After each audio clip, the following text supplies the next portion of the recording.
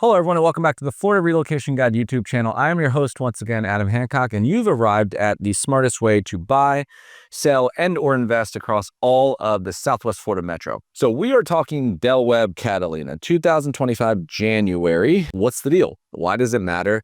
Well, this to me fills a void, a gap, sorts, whatever you want to say, something along those lines. Because when you look at like not just resort style living, but as its application to like 55 and up active adult age restricted communities. This is as close as you get to like turnkey stuff, like what you would dream of moving from New Jersey to Florida. You can leave your community, but there's a lot less of a reason to do so, for good or bad, depending on what you're into. And then you say, okay, that's all good and well, right? But you look at Sarasota today, especially again with that new construction monitor, and if you're interested in this idea and you say what's available, right? You could start down south and say Welland Park, and you have Brightmoor with Mattamy. And, it's a cool community. It might be the only 55 and up down there because of like the infrastructure of that place. It might work for you. It might not. It's one specific builder. It's for you or it's not. And then it's also down south. It's in Venice, right? So there's a line of sight that maybe it doesn't work. And you say, okay, beyond that, let's hop up. Let's mid to central Sarasota, the kind of everything else, more or less, that's not master plan suburbs. Not a lot going on there as far as this category, both new and in general. And then Lakewood Ranch. Work your way up northeast to go to Lakewood Ranch, and that's been the belle of the ball for sure over the last couple of years. A lot more activity there. You have Webb Lakewood Ranch, the original guy that sits on that line of like State Road 70-ish to the east. You had Crestwin with Coulter. And Coulter's pretty underrated. They play a lot in like the luxury condominium space. But with their single family home primary collection, they did artistry, and then this is their 55 and up outfit. So a lot of people like that. But both of these, Del Webb's done Crestwin and a Life. And then you had to go to Parish beyond that. So Del Webb Bayview really got in vogue because when I was showing people Del Webb Lakewood, it was already really mature one. So it wasn't a ton of new construction options a couple of years ago. But then Bayview's like in Paris, so it's a totally different conversation. But the big thing was go further, get more. $200,000 left for the same house. And if you could get your head around the location versus not being in the heart of Lakewood Ranch, Del Webb Lakewood's in a really nice location. So handful of options that start to be like, maybe none of it works. Boom, pops Catalina. So Catalina comes back into Lakewood Ranch. It's below Parish, but it's north of Del Webb Lakewood, and fills both a void in new kid on the block, new construction, 1,300 homes that are going to give you several years that you could do if you like Del Webb, where there's not a lot of other options just to do new in general, right? You're talking 1, 2, 3 total communities to do. But then it also comes into Lakewood Ranch in a quadrant that doesn't have one. And it gives you another one that gives you a very, very, very similar locational and lifestyle benefit to Del Webb Lakewood. And you have now predecessors to say you can learn from what happened with other communities. So you not only get the most innovative, newest set of floor plans, newest set of amenities, which are going to be crazy in here, but you have examples of like equity distribution from phase 1 to phase 5 and all these kind of things. So I think right now it fills a necessary void, but also a little bit misunderstood, because I think like Beach Walk down in Englewood that I spoke about 2 weeks ago, I think by the time this is going to post, maybe ahead of its time. I think this is awkward right now. People are feeling that, is it too far northeast? Just like Azario 2 years ago when it filled such a gap, maybe even a bigger gap than this. It had golf. You couldn't really do new golf. The only other golf competitor was Lakewood National. And so it's Lennar, Taylor Morrison. It was like, people's biggest struggle was, is it worth driving up that far? Azario was like in the boonies compared to where Waterside was at. That was all they were trying to figure out though. But the golf and the amenities drove it home, and the floor plans drove it home so hard that, you're comparing, it made it more of a binary decision. This is similar in the fact that like, I'm going to be 8 miles from Waterside Place and downtown Lakewood Ranch. And I'm going to now, instead of being maybe 12 miles from downtown Sarasota, I'm 17. Am I going to be able to utilize, is it going to feel like I'm in Lakewood Ranch day to day, right? Because you look at the map, on the geography section, I'm going to walk through like step by step on the map. But you look at the map, you look at the white space, this is in that white space area. So I think it needs to be articulated, and there's multi-layers of potential benefit. I think there's a multi-generational aspect of a 55 and up coming to an area that is around a lot of what would traditionally be called family neighborhoods. And if maybe you have a physical need for like, you're empty nesting, but maybe your kids and their kids are coming down too, and you can live at different communities and still live a similar lifestyle. I think that's cool. Maybe you don't want to move to an old folks home, but you want what Del Webb offers. You want to come home to an age-restricted place, maybe because of the resort-style amenities alone or just the age restriction, but you don't want to like be on an island to do that. I think you have that. I think because it's misunderstood, you could have an equity advantage getting into phase one. They're also putting out a set of amenities that will be available day one, which is unusual. So you don't have 2 years of an HOA with no amenities necessarily. And it's the best version of Del Webb, probably. It's the newest, the most innovative. If you liked what else you saw, this is bigger, better, sexier. So I'm going to break that down today. That is the goal. Usual, geography, why that matters, the homes, floor plans, what's going on with them, base price to real price, what's at your disposal here, timing, what are they doing, what have they already done, and amenities. And then I'll tell you maybe what to do from there, how to use this video in relation to our team. So I hope you enjoy the video. I have a couple screen shares too, old school wise. So I'm going to literally walk you through. So if you're curious about like how my opinion of like kind of how Sarasota works and Lakewood Ranch applies to it, this would be a good video for you. If you like this video, make sure you sign up for my 30-day email report in the description box below. I send one email only. That's the only email I send all month. And it's probably the best thing you can do on the back of this channel. It's bite-sized, real-time information about the Southwest Florida market. So not only a recap of what I did all month, but builder releases, new condominium releases, things we have learned from the millions of conversations we're talking to different builders, communities that haven't released yet that we have found out about, all things like that. So again, no spam at all. And all that to say, without further ado, I hope you enjoyed today's take, and let's hop in. All right, so let me hop over to a map here and show you a few different things that I think are interesting to add to this conversation. So this map is a great thing to look at to just literally see what's going to happen, right? It's almost the answers in the white space. You can see what's possible, where could it possibly go, in which order. And I think as overwhelming as it looks here, but even if you're in person and you're like driving to different communities, you really lose a sense of where you're at. It's a big, beautiful place, but it can get overwhelming. Simple at the same time, I think. And it's the evolution is where I think all that comes to fruition, right? So Calusa or Del Webb Catalina rather sits here. Well, Lakewood Ranch was first built here. Summerfield, Greenbrook, Country Club West was here. Country Club East popped over here. That was the original regime, 1995, 2001, 2005, etc. The first thing they did after that is they went north. This is where the high school's at. Esplanade, the original Esplanade Golf and Country Club, the preface to Azario. Bridgewater, which I think was all Lennar. Central Park, Harmony was like mostly townhomes, but a lot of people were like from Summerfield, Greenbrook were like hopping up to the Central Park area. It's super family friendly. Indigo, Neal, Mallory Park, a lot of people really like. They did that. After that, what they did is, this added further complication, is they did two things almost simultaneously. They went to the right of this, right? So they just like, we did this, we're here. Now we're going to replicate here. That's what they did here. So Azario, Lorraine Lakes is Lennar, Sapphire Point was in play with Pulte, Lakewood Nashville was in play. It was really like this right here is mostly what was going on. But at the same time, they didn't just do that. They went south for the first time, went below University Parkway for the very first time and put Lakewood Ranch communities in Sarasota County, not only Manatee.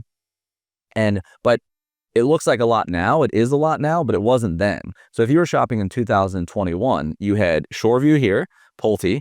It's like 250 homes. You had Lake House Cove here, which is Homes by Town and Friends. And then you had Windward down here, which was Neal Communities, which was like their after Indigo community. So what people were looking at is it looks like there was 50 million choices, but it was like, if I'm not buying a resale, I'm really just shopping like maybe one community in Waterside because it's so interesting. There was no downtown yet. And they were juxtaposing that against like Azario a lot of times, Lorraine Lakes a lot of time. And it was binary. I mean, it just was, there wasn't really in a way where like both were really sexy to anyone, right? Because you might have kids in school and now you're like, okay, my kids have to go from Waterside to Booker High School, like all the way over there.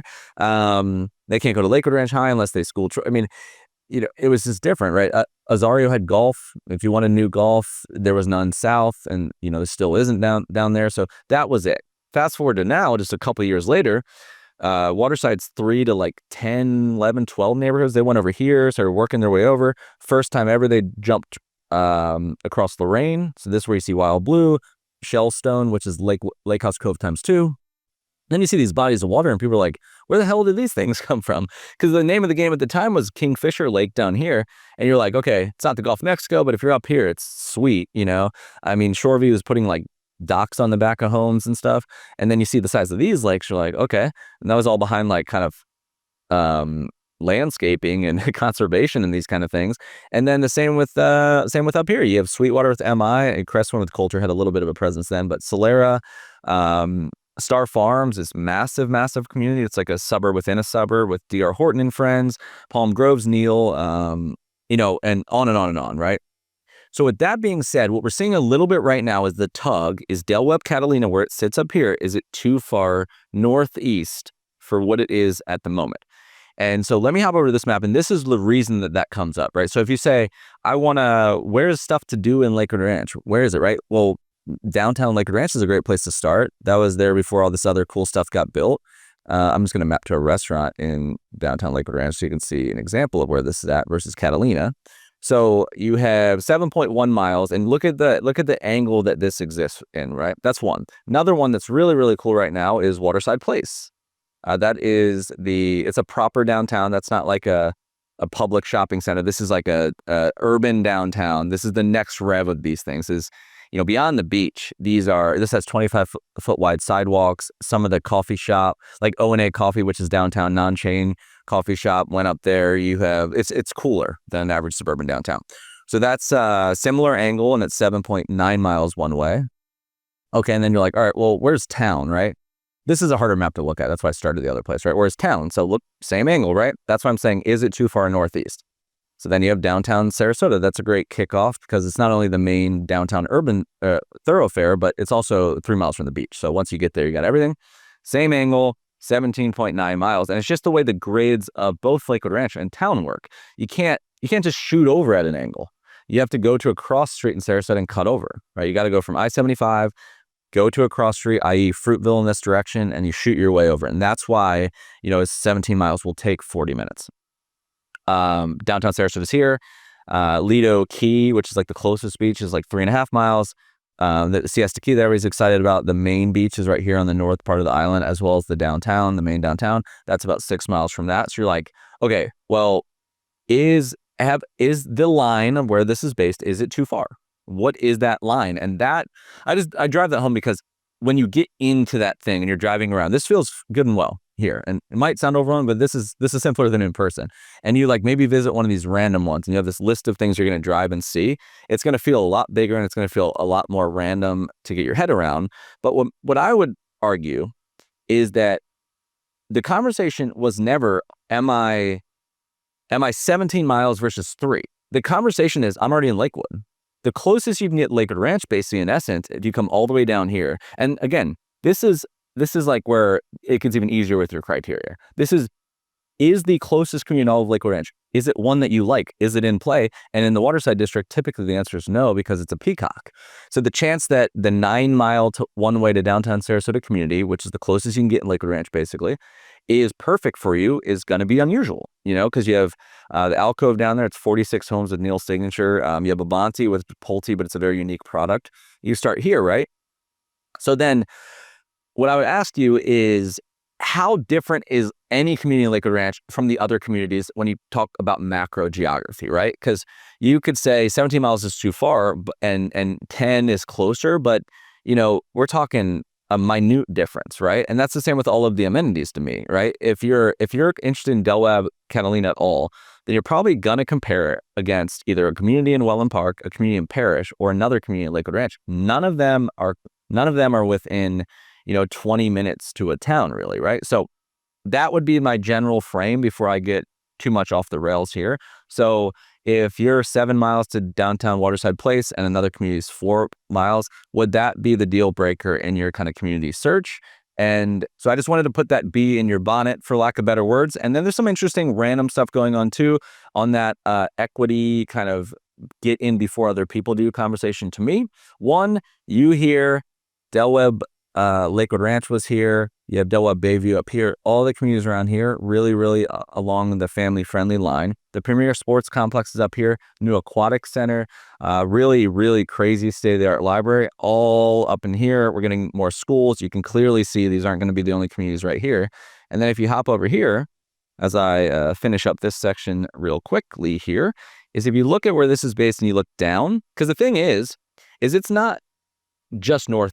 It's not like, so just being east in Sarasota is always like it's always far, right? Because west is water, east is east. But if you go east and you're south, right, you start to hook your way back in. That's the same with the rest of the way this town's going to be built. That's something to really know.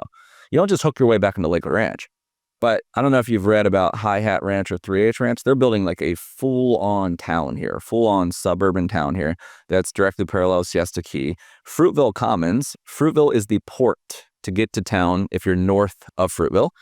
Fruitville Commons is the other really area that is at the bottom of Waterside Place that adds amenities. There's restaurants, Big Top Brewing's there. Cooper's Hawk, which is like the nice chain wine restaurant, is there. So most of the action beyond Venice is going to be within a stone's throw reach. And there's not going to be 50, 55 and up communities that are closer to the town. So just food for thought there. And then if you wanted to add Venice into the conversation as well, then Venice is like exit 200. Lakewood Ranch starts at exit 210-ish, 213, 217 on the interstate. If you're in Lakewood, you're the same distance to Venice. I don't care if you're in the furthest part of Lakewood or not. It's negligible to me. So I would, that's the way I really believe that all of this fits, and that is geography. Okay, so I might actually stick to the screen share for section number 2 as well, and hopefully it's not terribly boring. You can give me your feedback, but I think it's the most helpful if I can kind of say what I'm about to say while you can also see what I'm about to show. I'm not sure if you've watched my video from a couple weeks ago. Check that out if you're interested in Beach Walk. But Beach Walk is DeVosta community, and Pulte owns both Del Webb and DeVosta, and then they own another brand called Centex in addition to the Pulte brand that puts out homes. So all that to say, like it's not all that different. When you talk about floor plans and the way they roll them out, there's tweaks year to year for sure, and there's some unique elements to this that I like. But it's very similar. The beauty of new construction is a lot of these builders are very similar. So if you get your head around generally, oh, okay, I get it, they're all doing this, then it's like speed learning. It's a tipping point. Push it down the hill. All right, so here you're going to have what's at your disposal. Broad brush, you're going to have 16-ish different floor plans across 4 home collections.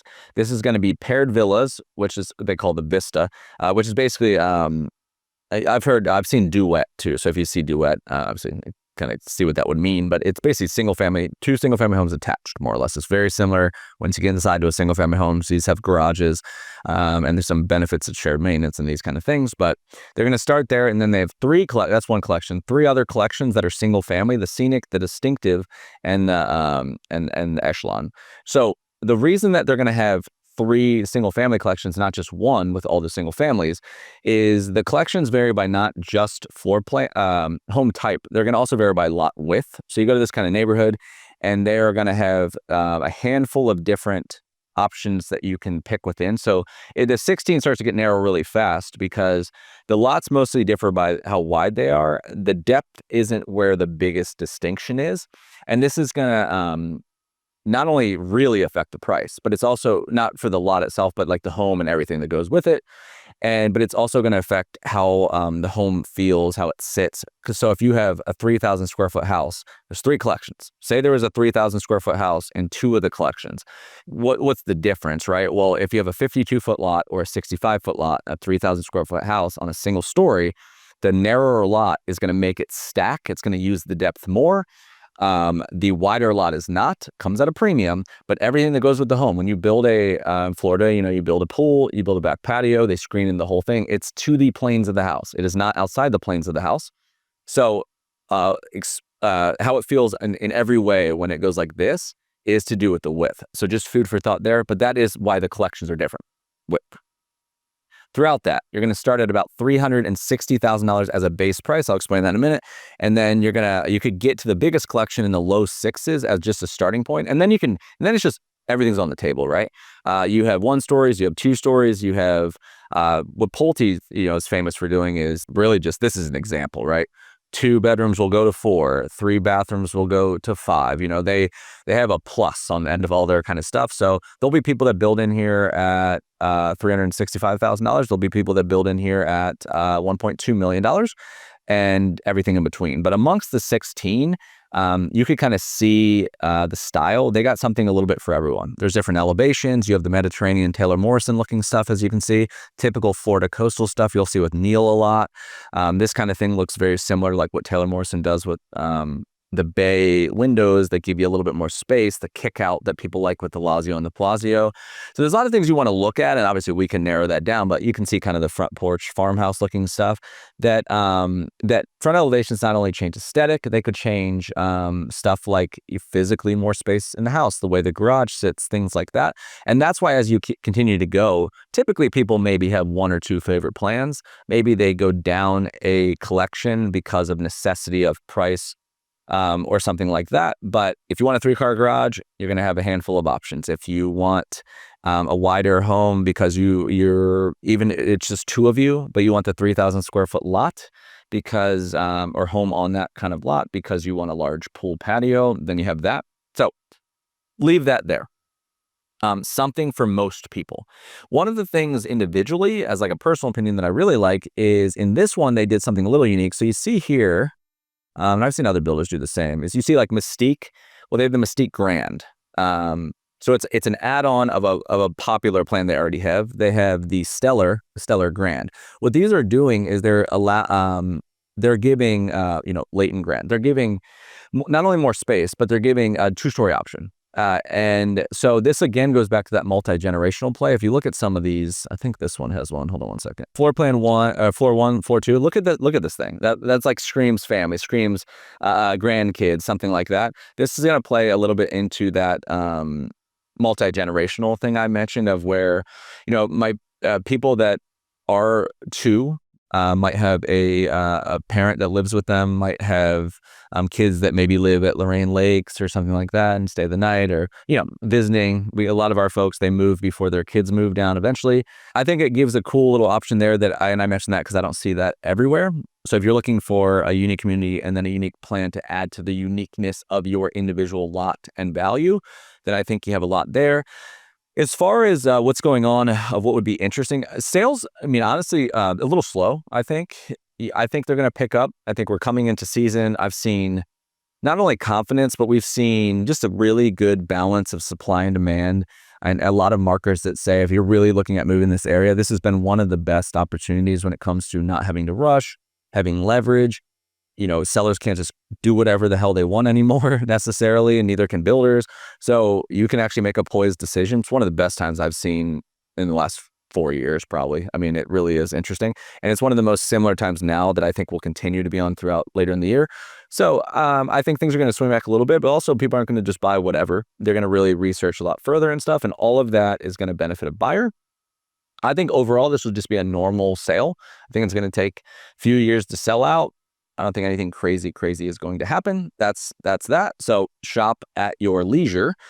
But incentive-wise, there's always a more than is on a site like this or more that's on the surface. So this is a market where you can't just bid whatever you want, but you can ask questions. And they're doing like a fly and buy special right now. So they'll pay for your travel expense and stuff to get you down there. But if, this is where I think like our organization, where just to toot our own horn for just a second, but is that we just sell a lot of new construction. We're number 1 by far, I think, in volume sales at every builder you can name for the most part, because how specific our relocation heaviness, and which adds to this kind of thing. And then our new construction kind of expertise. This is like the land that I love.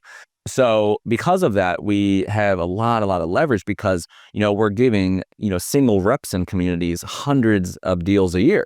And because of that, then we can just ask stuff that other people necessarily can't. And so every buyer that came before you that found me on YouTube, every buyer that came before you, it only helps you. And this is the greatest time to do it because now you have a lot more leverage than you had in 2021. So ask us, we'll ask, is what I would say be better. So it's the collective for leverage. So that is homes. Give me just a minute. Let me hit amenities, and we won't get crazy there, and then we'll wrap up. Okay, and the third and final section as we conclude here is about amenities and lifestyle. And I'm going to hop around just a little bit here and I want to mention, because there's a lot of stuff online website, but I want to mention what I think is important. We'll pull out. First is that stuff that I mentioned is available kind of on day one, which is unusual. So you're going to have like a little bit of a clubhouse environment with what they call as a lifestyle house. 3 pickleball courts will be ready day one, putting green, event lawn, and already a like lifestyle activity director putting together plans.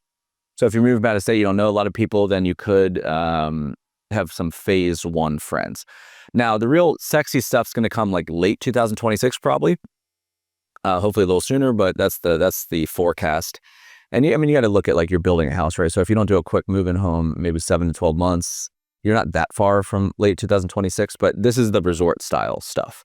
So this one has a 70-acre lake, which will give a nice aesthetic not only to the rear of lots and the community as a whole, but it will the amenities as well, the way they orient them. So you're going to have basically the amenities that people loved at Bayview, but a little bit more. So you're going to have a beautiful clubhouse, a 35,000 square foot clubhouse. It's going to have a on-site restaurant and bar at it, which is cool to have like a local spot. But unlike Bayview, this one's also going to have a golf and a tennis and pickleball pro shop within that clubhouse. So it's going to be a little bit of Bayview on steroids. Fitness center, heated resort style pool, of course, with cabanas and a fire lounge. This one's also going to have a golf simulator and classic arcade, which is cool. There's a wellness center here with saunas, which I'm a big sauna guy, so I like that. Dog park. As far as the number, they're playing on 5 tennis courts. They're playing on 4 bocce ball courts, 12 pickleball, including 8 covered for the weather, which is cool. The total community is about 735 acres, 200 acres of lakes. What else? Tons of walking trails. Like I think 40% of Lakewood Ranch is still set aside for conservation trails, communal space, things like that. About 1,300 total homes in here. So if you take Esplanade Azario, it's like 1,500. Star Farmers in that range. So you can kind of get the scale of this thing. I mentioned downtown Sarasota. If we just kind of go outside of that, if you're in Lakewood, downtown Lakewood Ranch is lovely. Waterside Place, that's where they do the farmers market on Sunday mornings. It's the #1 farmers market in the state. Really, really nice down there. What else? Downtown Sarasota is lovely. It's play first, work second. Very, very walkable, very clean feeling. You have that place called Marina Jack right in front of it. Lido Beach is like I grew up on Siesta Key. Lido Beach is probably my favorite though. It's like, it's an in-betweener. 3.5 miles from downtown. St. Armand's Circle is like a bougie beach village, 100+ shops, boutiques. It's unique shape. It's quite lovely. Longboat Key is like the most probably residential feeling upscale beach area. It's still plenty of public accesses, but Siesta Key is going to be more your laid back, approachable key. The beach is on the north side of the island, and Siesta Key Village would be if you want to kind of get into some more things. Venice is below you. Downtown historic Venice Island's very nice. Downtown Welland is the new like waterside place of Welland Park that they built down there. And there's gonna be a lot going on in central Sarasota here shortly, but that's how I'll wrap that. So if you stick around for the outro, there's a lot of ways to get a hold of us, but yeah, please reach out if anything spurred a question within this conversation, or you're like, this sounded cool. I live in a different area. I want to do something different. Is there a different version, a different builder that does something similar, something like that? Please reach out. I would love to assist anywhere I can. Okay, my friends, that does it for today's edition of the Florida Relocation Guide YouTube channel, your smartest way to buy, sell, and or invest across the entire Southwest Florida market. I was your host. My name is Adam Hancock. I really hope you enjoyed it. If you did, please consider subscribing to the channel. The button is somewhere here or there. Every Sunday and Wednesday is where I try to post, 4 p.m. Central, 5 p.m. Eastern. We have a lot of really good stuff, new stuff planned for 2025. So I hope that adds you a lot of value in your relocation journey of sorts. Make sure you also sign up for that 30-day email report. Just maybe one of the best things that rolls on the back of this channel. It's a manifesto. It's once a month, real-time information, builders, releases, recap of everything we did over the month in very bite-sized bullet point format along those lines. We have relocation guides and stuff on the website as well. The link will be everywhere here below me to get to any of that kind of stuff, or you can reach out directly. And then lastly, if I can assist you at all, I own a full-scale residential real estate brokerage called the Sunshine State Company. Buying, selling, relocating. This isn't specific to any one part of real estate. It's the whole thing, anything you're trying to achieve. But speaking with someone while you're working through information like this, while you're watching these kind of videos, is a fantastic way to shortcut the process. It really is complementary to what we're doing here. So we have these different prongs of trying to reach out to people, but also assist people and meet you where you are. There's a lot of different ways to do that. You can call, you can text, email, you can even schedule on at your leisure on our calendar. We have a fantastic team. I think you'll see that really unique if you consider reaching out. But if you don't do any of that, I really appreciate you taking even a minute of your time to consume my content, and we'll see you on the next one.